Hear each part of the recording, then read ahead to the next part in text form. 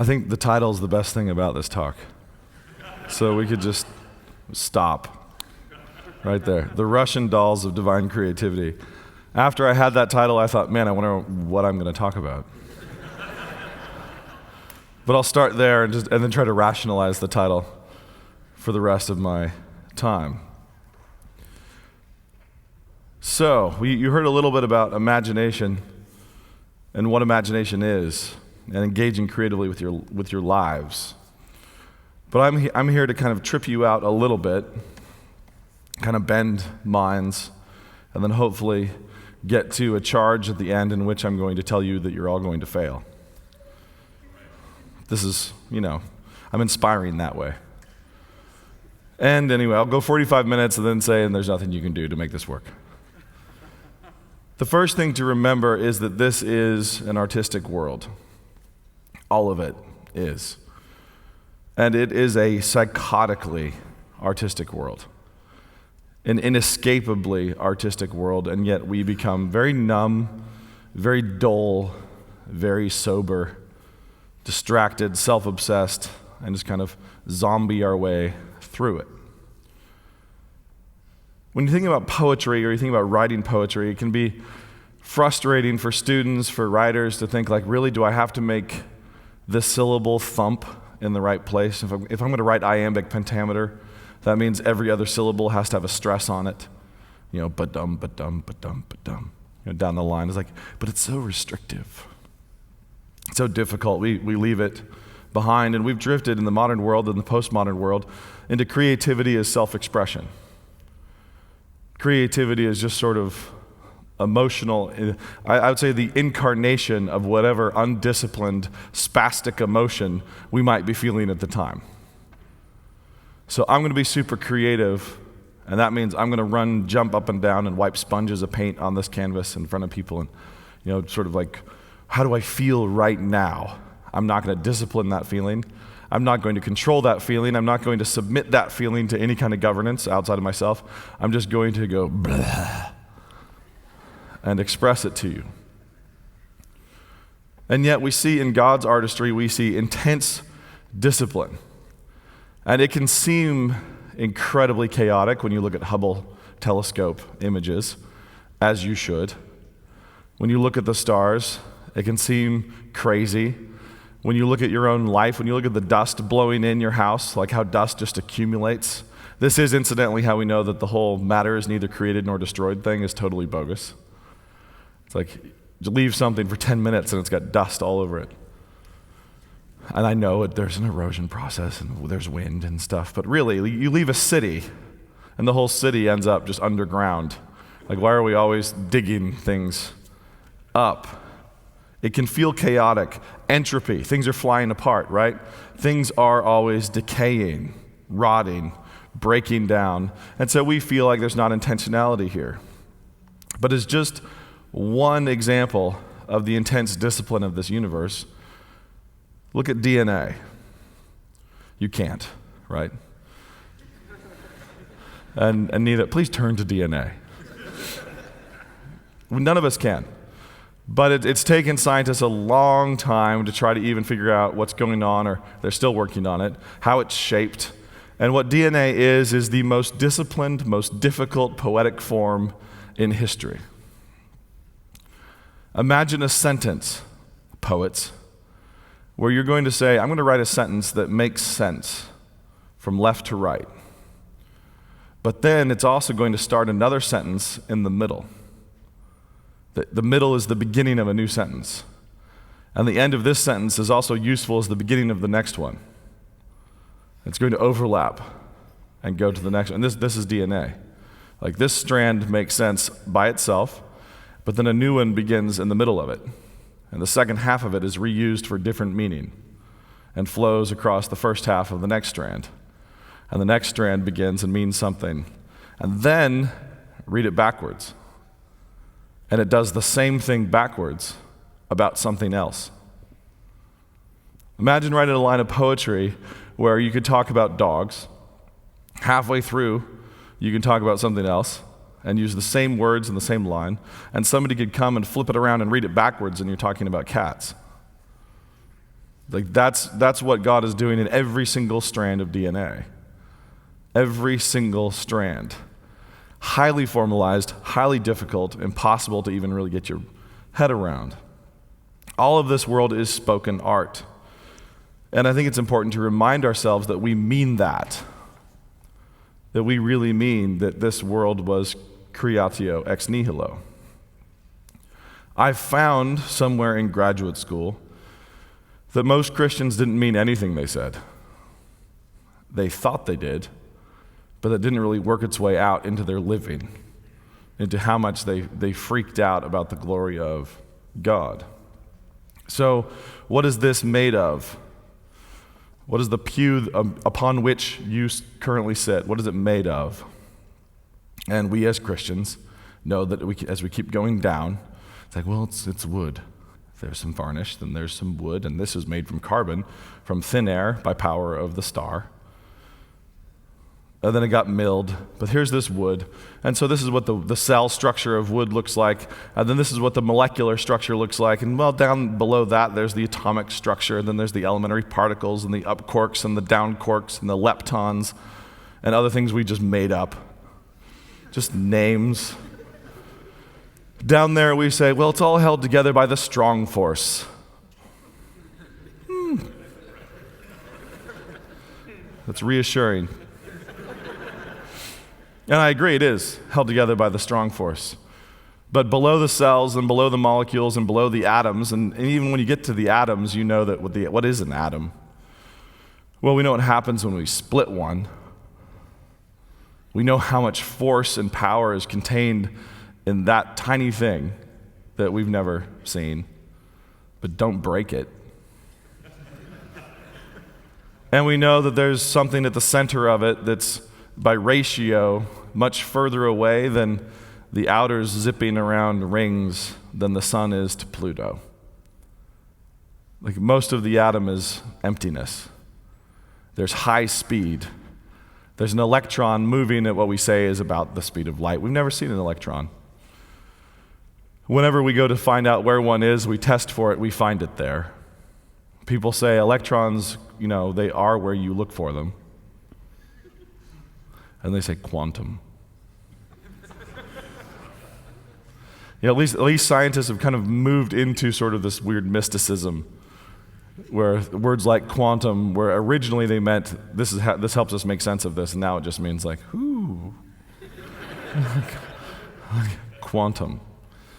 So you have a tiny, tiny thing moving at basically the speed of light or approaching the speed of light around something else very tiny, very, very quickly. And what are those things made of? And whatever those things are made of, what are those things made of? On down. We could say the ancients were really foolish for saying that the world sat on the back of a turtle. None of them really meant that. But that turtle was on the back of another turtle, on the back of another turtle, on the back of another turtle. And we do the same thing. What are the electrons made of? Well, you're a Christian from nothing. They're not made from anything. They're spoken. They're speech. They are the noise of God's talking. Like, these are his vowels. These are his rhythms. This is his speech. You say you mean that. He created everything from nothing. He said, let there be light, and there was light. There wasn't some pre-existent goop that he picked up and shaped and said, now you're light. Run around and be bright. He spoke, and his words have power. What's the light? What's it made from? It's spoken. You are spoken. I am spoken. This physical world is all spoken art, which is what enables us to say that creativity and our own artistic imitation of God's creativity can apply to plumbing, for example. It can apply to anything. This is all verbal art, all of it. And as a side note, all of it is inevitably physical. We're at this little, this is a college thing, college seminary thing. People like to think their thinks around here. It's a good think. but even your thoughts are physical. I'm sitting up here with this weird tube. I can shove food down it, and then I have these strings, and I can go, and I put vibrations physically into the air, and those physical objects fly through the air, and they hit you physically in your round bone. And there are these little holes, and every time I speak, I am physically hitting you with a physical object. And you are physically receiving it, and then having physically received it, you are reacting, you're imagining, you're conceiving. And if you were tiny enough, your thoughts would look like a thunderstorm over Kansas. Tangles of lightning and electricity. Like you've got this spongy thinking muscle, and all it's doing is crackle, crackle, fork lightning. And I can pluck a flesh string in my throat and send a ripple through the air physically. It can hit you in your skull, and then you have a little thunderstorm. Like, this is how God works. The physicality of this world, the physicality of our existence is inescapable. It is inevitable.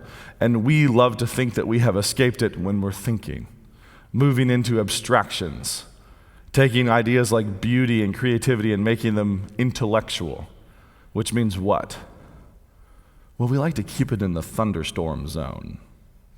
Just my own personal skull lightning. I don't like to really, work it out into my living. This is a crazy, crazy world created by a crazy, crazy God. And it's glorious. And the inevitability of the physical, now it's permanent. The Platonists and some of the Gnostics, boy, they really looked forward to the time when they could stop sweating, when they didn't have to be embarrassed of their pores or their hair, which just kept on growing. They could just move to the spirit plane, to the abstract world, and God wrecked all of that with Christmas. Here's the permanency of physical art. God the Son is now permanently physical, existing permanently in his own spoken art. The same art, the same narrative in which we exist ourselves. Now, as we live, as we create, as we appreciate, we can't escape creativity. I don't need to admonish you to go be creative. You are being creative. It's a question of how well or badly you're doing it. Every choice you make when you get up in the morning and you write another narrative in the 20-minute interval with how you speak to your roommate, how you talk to your mom, how you sulk, how you fuss, how you rejoice, how you mope, how you yearn for coffee, you're writing another narrative. Here I am. Enter stage left. Fussy.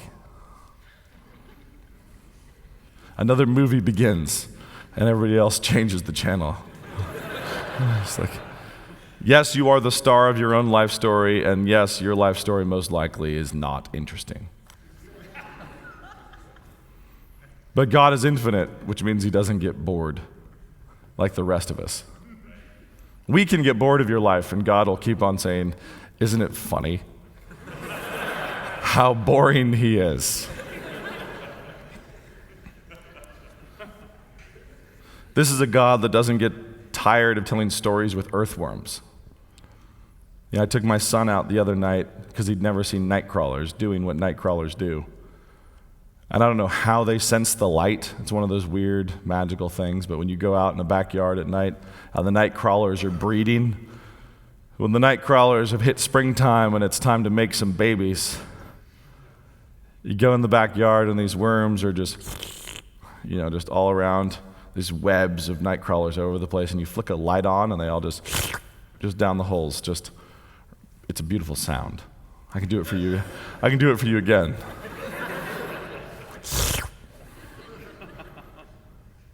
And then you look at any of these worms. I go into my backyard and there's a tangle of thousands of them by the time we've walked all around, just sort of huffing and puffing and elongating themselves, going back down holes. Swapping, incidentally, it's not my fault. God did it. Swapping sperm. They're all hermaphrodites. It's not my story.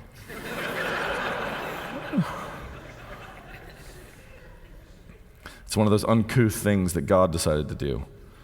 And you could pick up one of these night crawlers and have it sort of sloughing around and sliming your hand.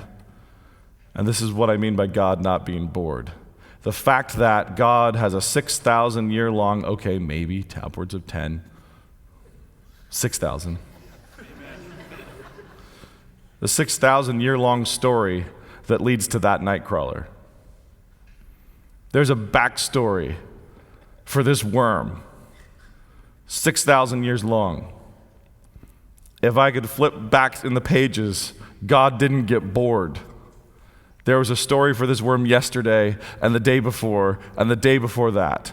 It has parentage, it has grandparents. It came over from New Zealand at some point. Who knows? And yet God spent the time writing it all and clearly wasn't bored of it. This should reassure you. If he spends that kind of time on the night crawlers, how much more will he spend on you, even though you're incredibly boring? And I'm boring. Like if I write a life story of anybody, I have to condense it and compress it and shift it and try to keep you all interested. Because if I told you everything, you'd be bored out of your minds. And so would I. And yet God remains interested. We are in God's craziness. We're in his art form.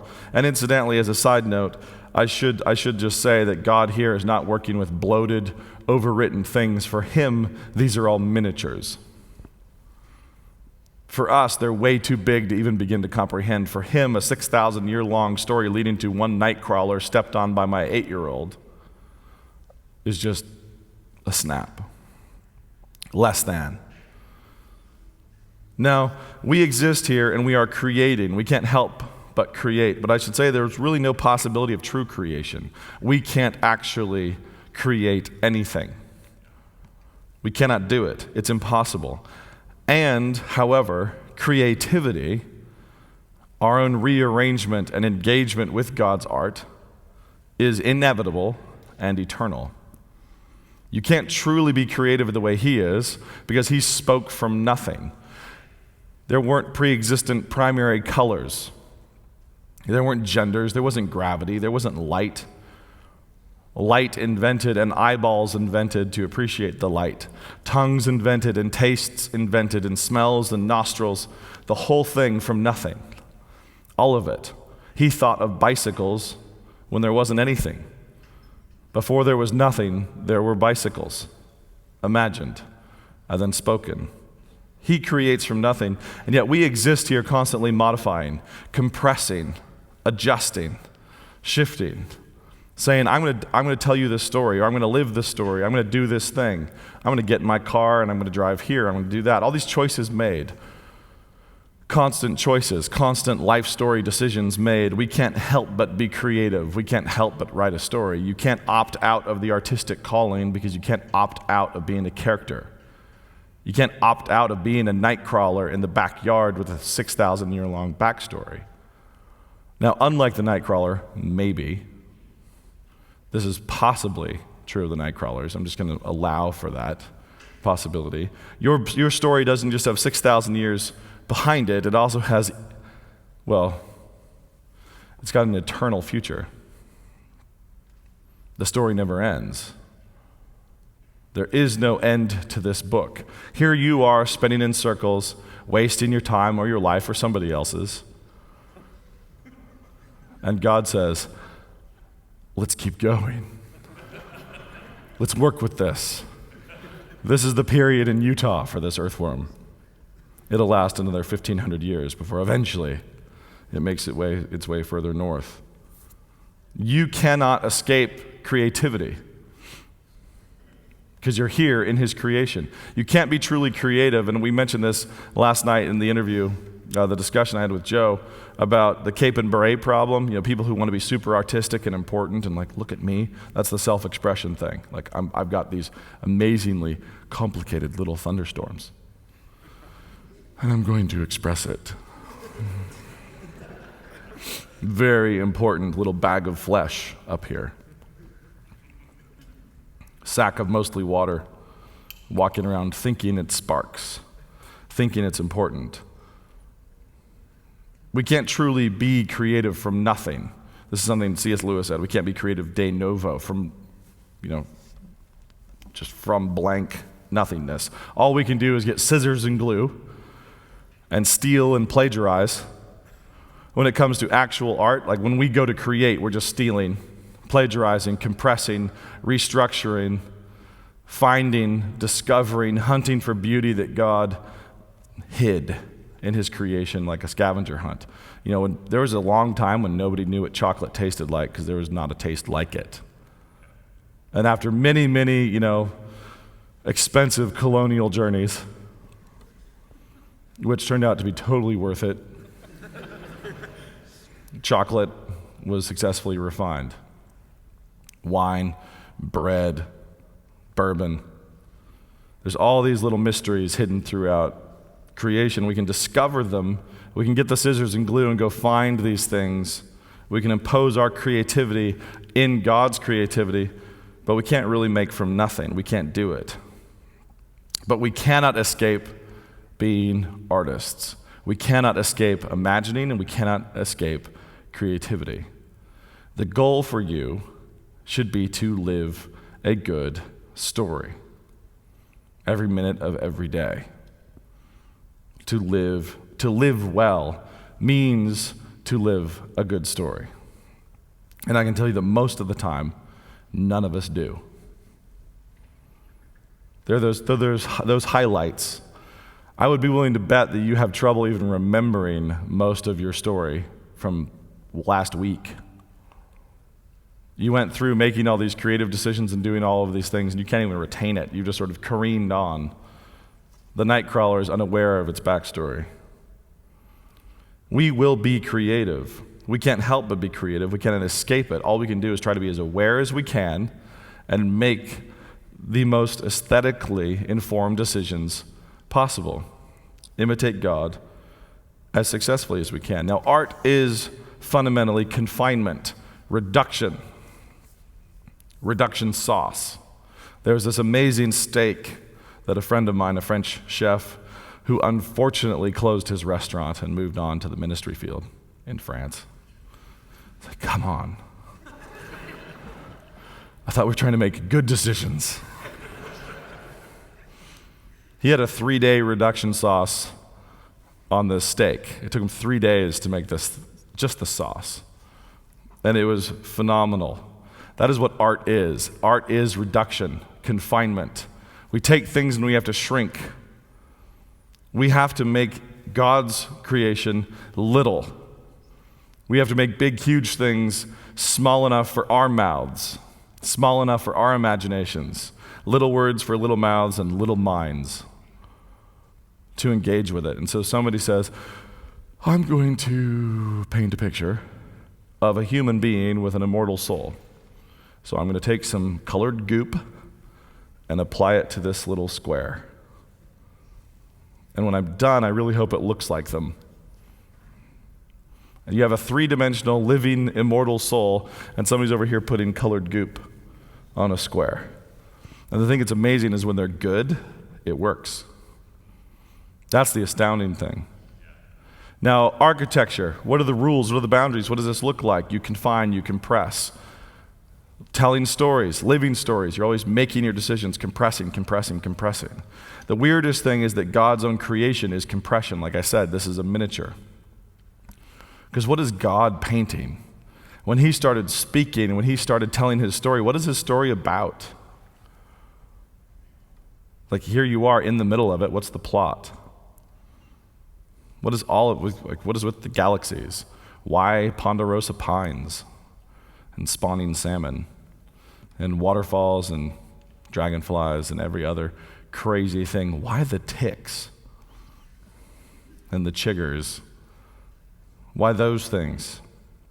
Well, God is telling a story in miniature because the thing he's working with, the painting he's doing, is a physical manifestation of his own imagination and glory.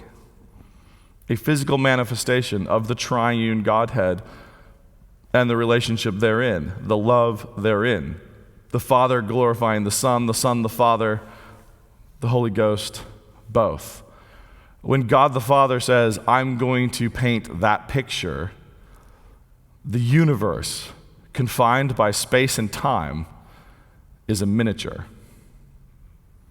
He cannot stop because it's the only painting he cannot actually successfully do.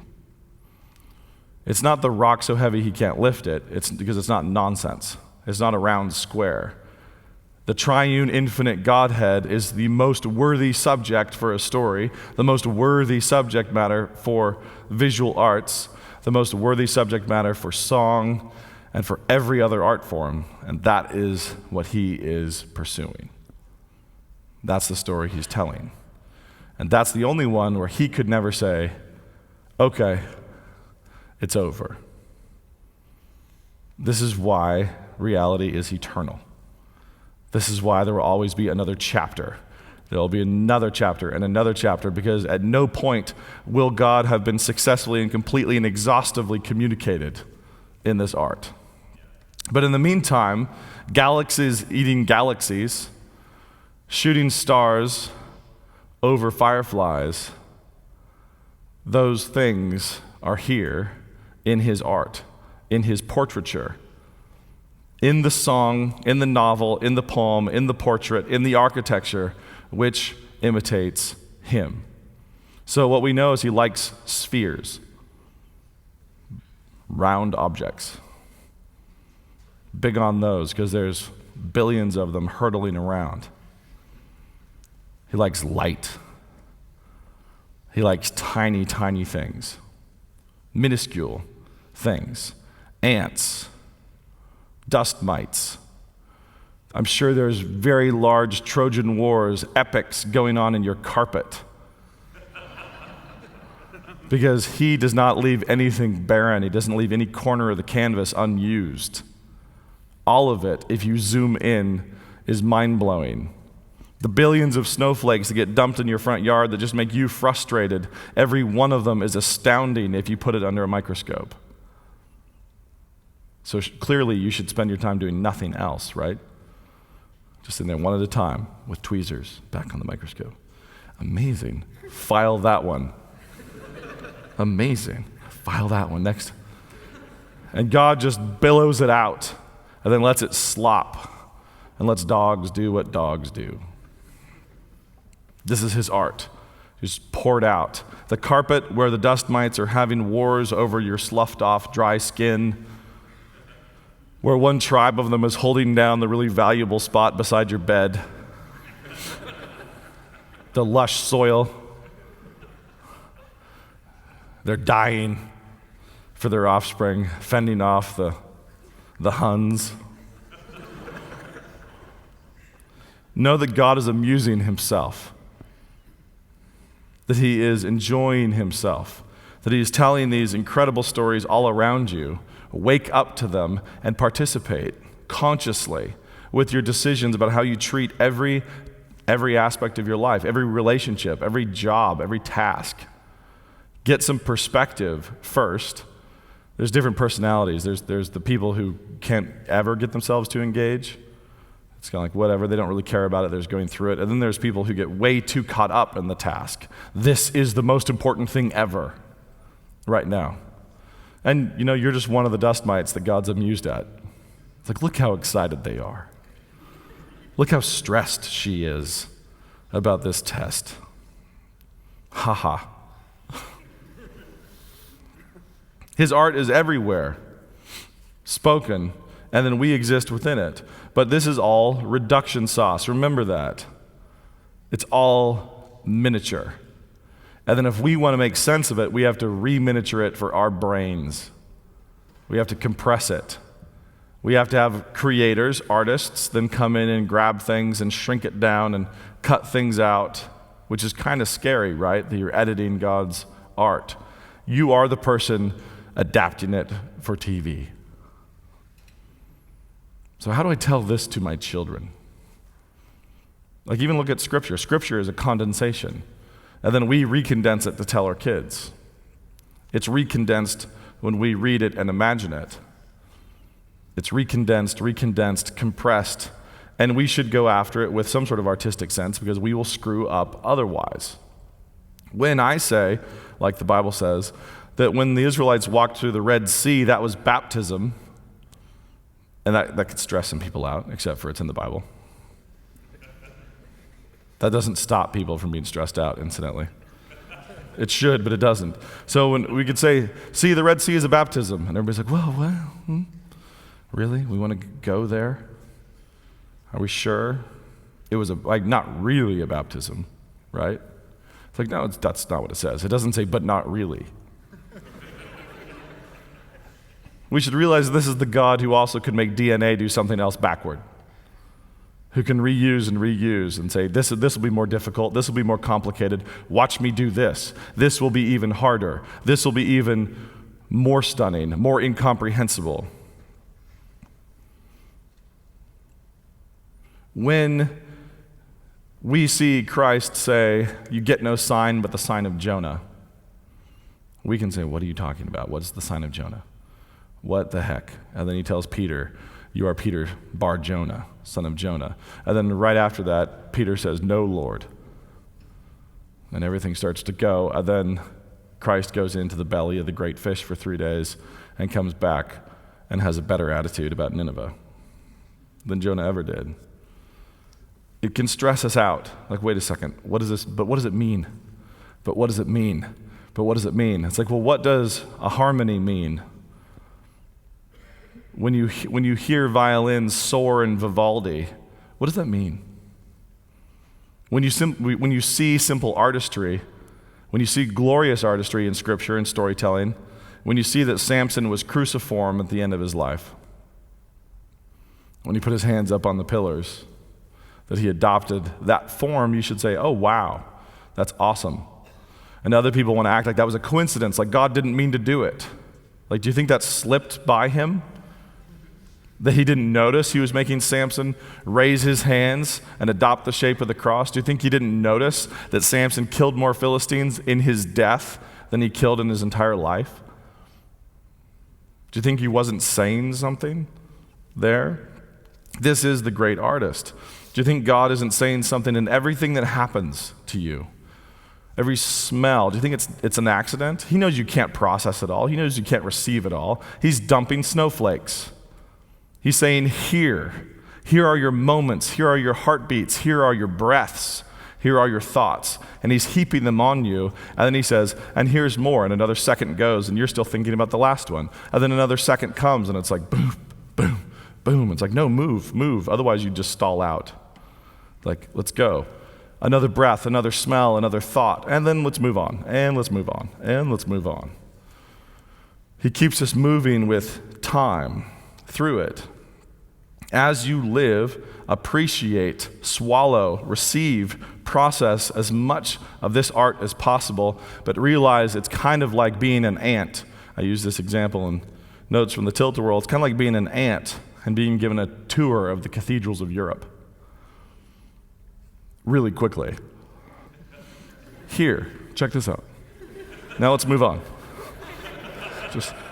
There you go. And you can stop and get PhDs and just study one little corner forever and be a horrible father and husband. But you're really caught up. What am I doing? Breaking something. Water. You're an ant on a tour. And God gives more and gives more and gives more. You can't possibly process every snowflake he's ever given you, every raindrop, breath, smell, sensation, experience. Here it comes, here it comes, here it comes. As we live, we must reduce. And it is in reduction, it is in creative reduction that art exists. When great composers reduce sensations and narratives to noise, wordless noise. Flights of violins, like I said, with Vivaldi. When painters reduce it to two-dimensional colored goop, and you can stand in front of it and be moved because of how they've reduced it successfully. You must reduce, and receive. You have to constantly process and slough off most of the stuff he's giving you and focus in on the most creative, beautiful expression of your life, of your day, of your week. You should be willing to labor to give other people creative reductions of grace, of beauty, and be fine when they say, oh, great, and then move on. I have to be comfortable spending 6 months working on a novel that a kid will be excited about ingesting in an hour and 45 minutes, and then move on. It's like, I have to be okay with that. God is okay with blizzards being unnoticed. God is okay with me complaining about the ants he gave to me in my kitchen. It's like, check these out. These are phenomenal. And I'm like, let's poison them.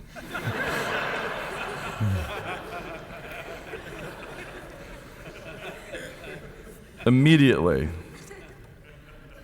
It can seem awfully hippy-dippy, but this is why I tell my kids, if you see the ant, you step over the ant. Like, who made this? Whose is this? How intense is this artistry? Have you ever really paid attention to this? Don't go through being a simple destroyer. Go through life being an appreciator, a receiver, a beneficiary of these wonders. You don't just kill the spider, unless the spider's doing something terrible, which spiders can do. Then you bring the law.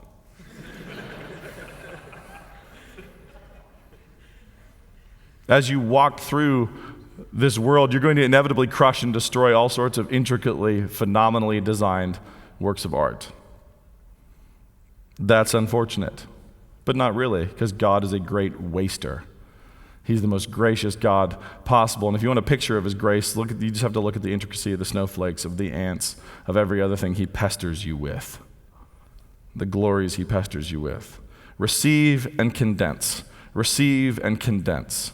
Now, unfortunately, this is specifically for some of you future moms. I've unfortunately heard a lot of Christian women say things like, I don't really need to, rigorously pursue my education. I don't really need to be sharp and astute, a great integrator of themes, because here's my most hated phrase in the human language, going to just be a mom. Well, what I do is I sit and I just put words on a page for people to read. That's my art form. What you do, well, you raise immortal souls. You grow them inside yourself, magically. You feed them from yourself, and then you are the great storyteller for these humans, these little bleeding things. I sit there and type. That's my art. And you're the one who interprets all of reality for this 1-year-old. And you take all of it and you condense. You creatively condense and you give. And you say, here, and it's this type of art for them. And then they're 5, and then they're 6, and you're the mom. And do you know what Dad does? He keeps the lights on. Imagine, I think if you took the most psychotic, crazy, New York, wacko installation artist, they wouldn't have the guts to do what just a mom does. Where if I said, okay, here's the plan. I think I can get a federal grant. I'm going to give you some actual children. You create a life story. How's this? Maybe 18 years. Create a childhood. There, quick. Don't just, do your weird thing where you held yourself naked to the block of ice. They're normal installation pieces. How about 18 years in, you do 3 meals a day.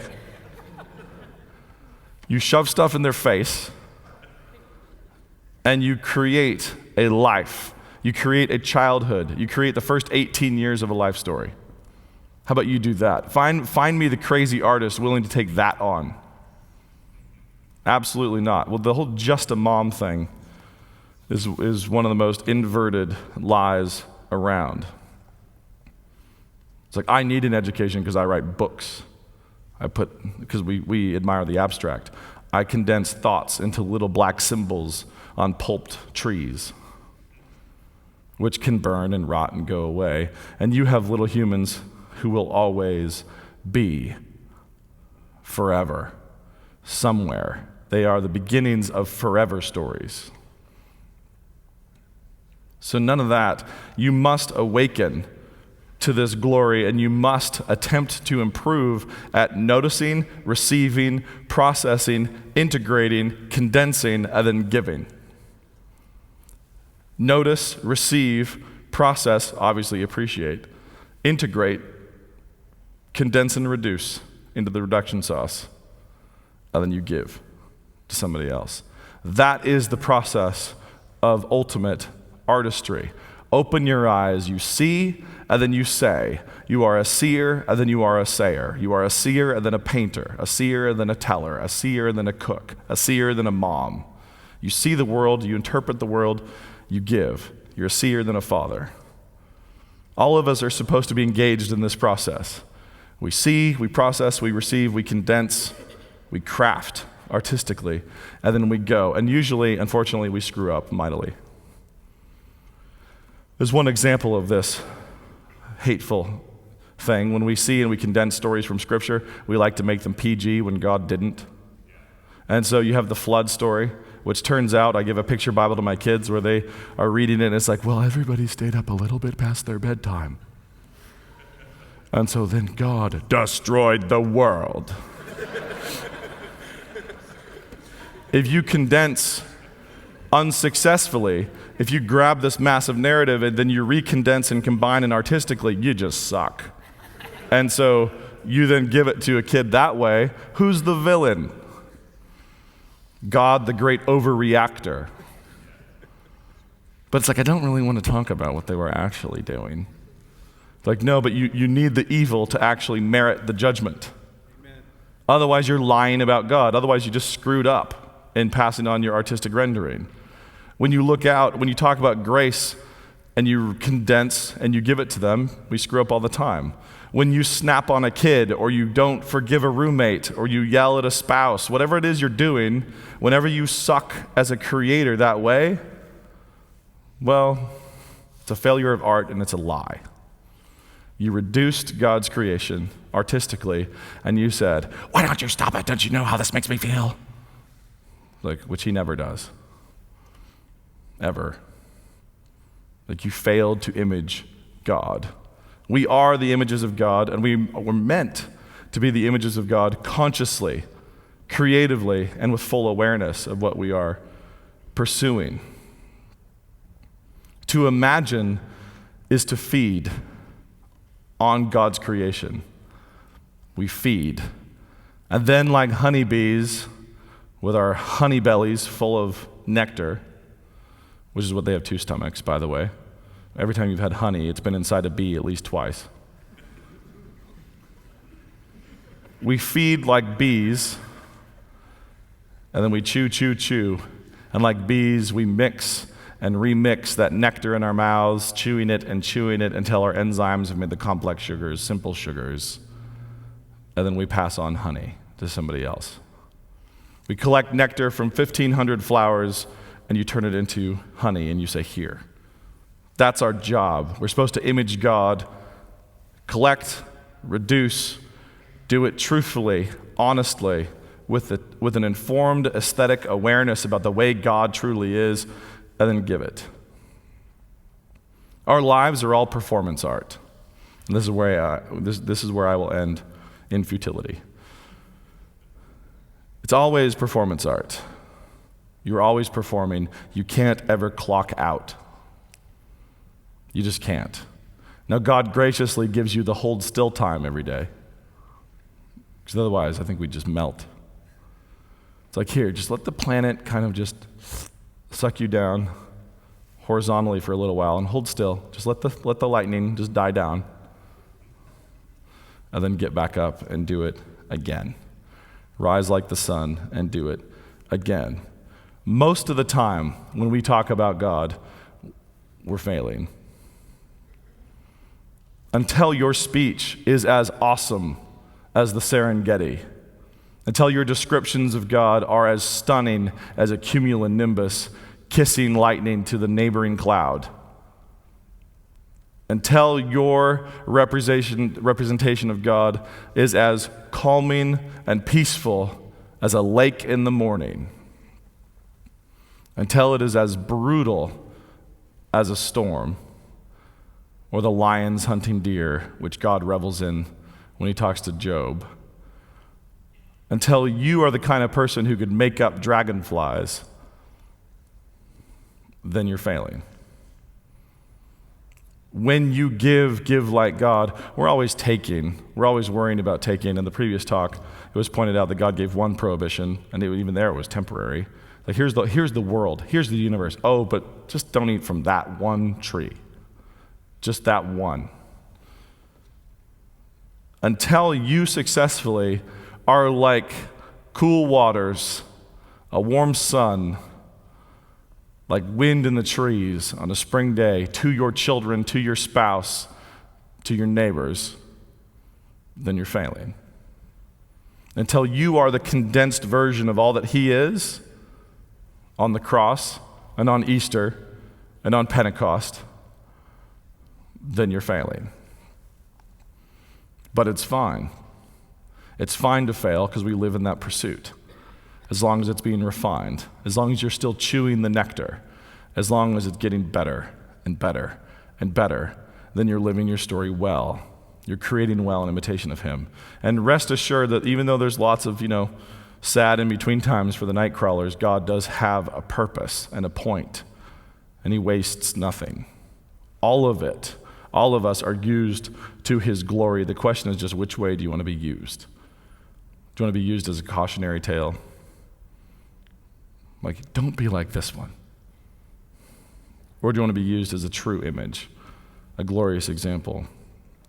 So the exhortation is to go forth and be like God, to be successful images, to receive his creation, to condense it and pass it on untarnished, successfully, unbroken and in balance, artistically represented in a way that's truly accurate and resonates with the same glorious harmonies that his does.